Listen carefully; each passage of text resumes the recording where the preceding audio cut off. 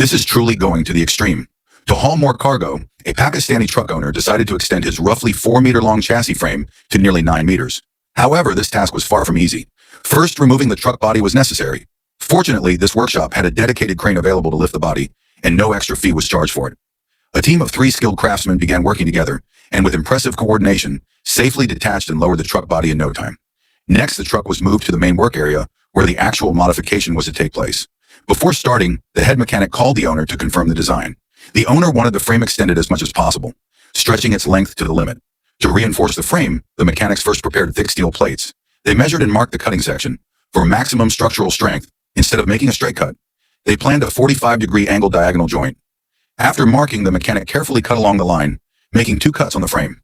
However, they didn't separate the frame immediately. First, they welded temporary steel support strips to secure the front section so the frame wouldn't drop unexpectedly. After that, the drive shaft was removed. Once the drive shaft was out, the cutting was completed, and with a few light taps, the rear section of the frame was separated. Since the rear axle assembly was attached, the back section was pulled to one side. Now came the turn of the new steel extension sections.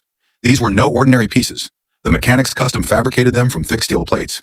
Each section was about 3 meters long, stretching the frame extension capacity to its practical limit.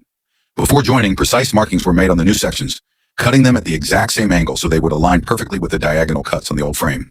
A steel support plate was welded underneath before the join. Next, the joint areas were thoroughly cleaned and prepped to ensure a seamless fit. After joining, the mechanics repeatedly checked with level lines to verify if the frame was completely straight. This step was crucial, as a crooked frame could cause uneven stress distribution and lead to structural failure later on.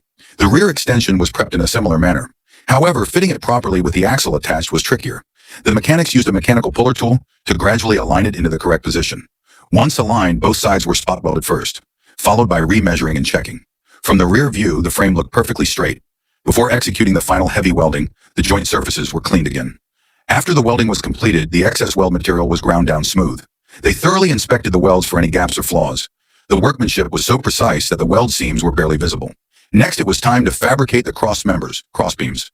Mechanics marked and cut the steel sections, then shaped them with a hammer. The rough, sharp edges left from cutting were ground smooth. The cross beams were then fitted into the extended frame.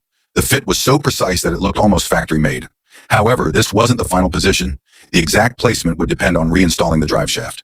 Since the frame was extended from the middle, the drive shaft also needed to be lengthened accordingly. For such a long drive shaft, installing central support brackets was essential to prevent operational vibrations while driving. Before fixing the support brackets, precise measurements were taken. Using a single continuous shaft for this length would not be safe or practical, so the drive shaft was split into 2 sections.